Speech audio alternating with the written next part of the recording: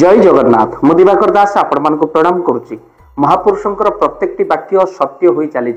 भक्तबंधु एबे अदिनिया वर्षा उजाड़ी देइछि संसार को चाषीर कहीं चाषी माने केवल बिलरे धान को निजर देखिले हेले अमार को आनी पारु नाहंते कहीं धान एबे गजा हो गलानी। ए जो अदिनिया वर्षा लघुचाप तुहा को तुहा वर्षा ना नौनी छाड़िबा पई आउ सेति चाषी माने जो माने धान काटी देइछंती से मानकर धान हिड़ उपर पड़ी गजा हो सारा।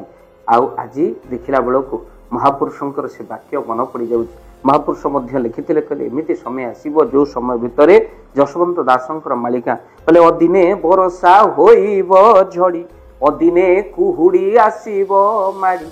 अदिन रे वर्षा झड़ी लागी रहिबो या अदिन लघुचाप होचे। अदिन एबे आपणकर चली कौ मास ना पुष मास। पुष मास रे धान कटा समय वर्षा हुए ना किंतु एते जोरे लघुचाप जनित वर्षा आउ जहा लघुचाप जनित वर्षा रे उजुड़ी गलानी चाषीर चाष।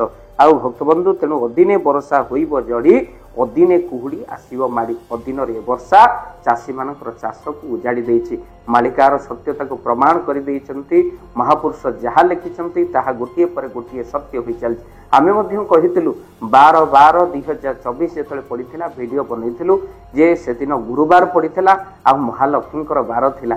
अर्थात चाषी देखिला निज क्षेत्र में सुना फली आउ सुना फलिबो हेले क्षेत्र में सुना फलिला सत चाष अत्यधिक भल हैला माँ लक्ष्मीकर सदय हैला हेले चाषी तार चाष बिलरू धान को अमार को आनी पारु नाही कहीं ना वर्षा भांगी देइछि चाषी मानकर मेरुदंडर हाड़।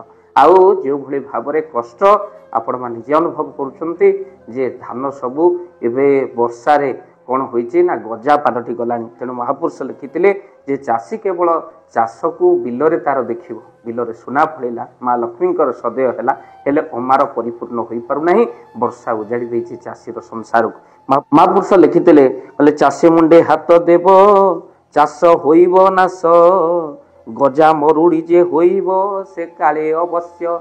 भक्तबंधु गजा मरुड़ी हेबो आउ चाषी मुंडे हाथ देव बोली महापुरुष लिखिथिले। एबे समस्त चाषी माने जो धान बिलरे सुना फलिथिला बोली भाबुथिले से माने अमार को न आनी पारी हिड़ मुंडरे कौन कर मुंडरे हाथ देउछंती कहीं ना पानी एभली भाव रही सबु धान खेत पड़ी जाई आपण मानकर पानी तापरे चढ़ी जाइछि। आउ वर्षा हेबा मात्रे धान पाची गलानी आउ तापरे केंडा झड़ीबा सुनिश्चित बहुत धान नष्ट हो गला।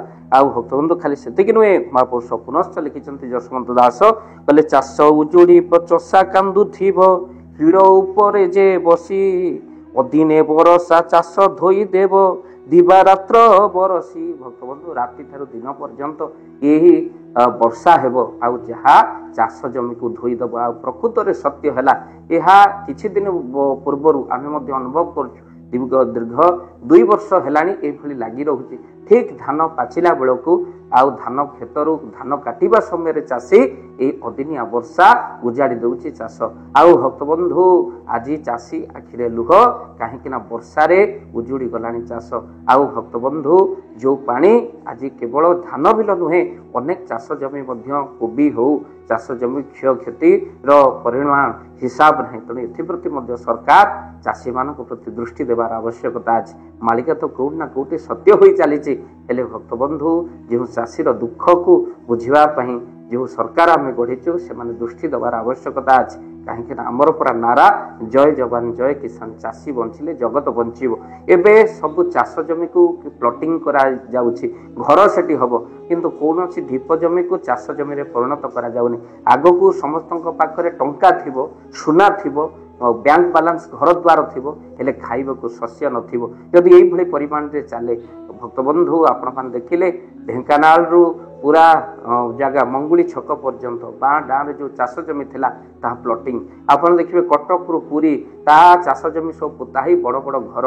आपण त्रिशूलिया रु भुवनेश्वर जानतु आपण भुवनेश्वर रु मध्य खुर्दा बरमपुर जानतु दुई पार्श्वर आउ चाष जमी बिल्कुल ही नाही बड़ बड़ अपार्टमेंट ठिया हेछि कंक्रीट रो सहर रे रहुतिबा कंक्रीट रो जो लोक से माने कौन ना चाष जमी प्रति घर करवा चाष जमी आउ नाही लोक मान पाखरे टंका थिबो सुना थिबो हेले खाइबा को शस्य नथिबो जहा महापुरुष लिखिचंती मालिका सत होइछि। भक्तबंधु अदिने वर्षा होइब जड़ी अदिने कुहुडी आसे माड़ी ए पदक आमे लेखिनु भक्तबंधु 600 वर्ष तले तालपत्र पुत्रे जहा लिखाइतला उद्धृत करी आपण मानक पाखरे रखिबार प्रयास करिछु काहेकि ना मालिका जुगे जुगे सत्य होइछि पंचसखांकर बाणी सत्य जुगरे पंचसखा माने थिले तृतीया जुगरे थिले द्वापर जुगरे कली जुगरे महापुरुष पंचसखा अच्युत अनंत जशवंत श्री जगन्नाथ दास भक्तबंधु शिशु अनंत जहा लिखि जाइछन्ति ता हेउछि मालिका सत एबे महाप्रभु जगन्नाथ प्रार्थना करिबा प्रभु विश्वर दुख दूर हेउ आउ टिके खरा हेउ महाप्रभु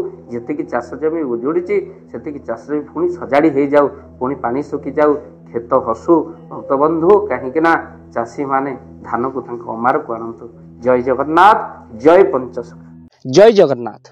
धन अर्जन धर्म करी धर्मे प्राप्त नरहरि आपण को उपार्जित धन को जदि धर्म कार्य लगे चाहूँगी किसी असहाय असुस्थ व्यक्ति पाखे आम प्रतिदिन पहुँचू आउ किसी सहयोग करूँ जदि आपणकर से गुंडुची मूषा भली दान से कार्य लगे चाहूँगी स्क्रीन रे चली ए नंबर रे एबे कॉल करंतु आमे दबु आपन को फोन पे नंबर आपनकर जेतिकी समर्थ रहिछि बा सामर्थ्य अनुसार आपण प्रदान करिवे आपनकर अर्थ राशि एबे आपण जानि के आनंदित हेबे।